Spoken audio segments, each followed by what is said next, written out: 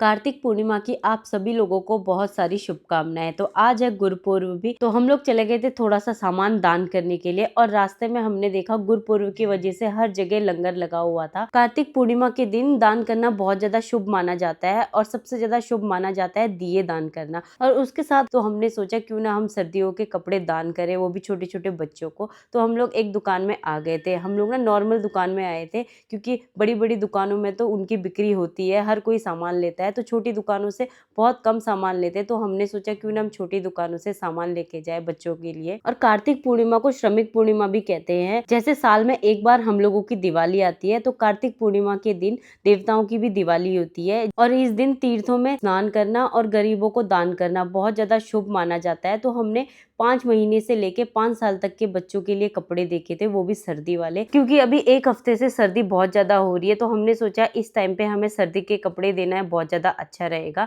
तो हमने बच्चों के लिए कपड़े लिए थे और बड़ों के लिए ना सिर्फ एक एक हाईनेक ले ली थी हमने। और साथ ही साथ हमने न्यू बॉर्न बेबी के भी कपड़े ले लिए थे। अगर कहीं पे छोटे छोटे बच्चे होंगे तो उनको कपड़े देने में ये सही रहेगा, इसलिए हमने 2-4 सेट ये भी ले लिए थे। तो कपड़े तो हमारे हो गए थे। इसके बाद हमें जाना था चप्पलों की शॉप में, क्योंकि इसके साथ साथ हम जूते चप्पल भी दान करने वाले थे। तो हमने सोचा जिसको कपड़ों की जरूरत होगी उसको हम कपड़े दे देंगे, जिसको जूते चप्पलों की जरूरत होगी हम उनको ये दे देंगे। और हम अपने साथ जिया को भी लेके आए थे। जिया को साथ में लाने का रीजन ये था हमारा, क्योंकि हम जो भी दान पुण्य करते हैं जिया वो देखे और हमसे सीखे। कहते हैं ना, जो माँ बाप करते हैं बच्चे वो ही सीखते हैं। तो हम चाहते थे जिया ये चीजें देखे और हमसे ये सीखे, और इसीलिए हम जिया के जन्मदिन पर उसी के हाथों से दान करवाते हैं। तो जूते चप्पल हमने ले लिए थे। उसके बाद हमने सोचा थोड़े से हम फल भी ले लेते हैं, क्योंकि फलादान भी बहुत ज्यादा अच्छा होता है। तो सारा सामान लेके हम चले गए थे जहाँ पे बहुत सारे बच्चे थे, और एक बच्चा हमारे पास आया तो सबसे पहले मैंने उसको दिए ये चप्पल,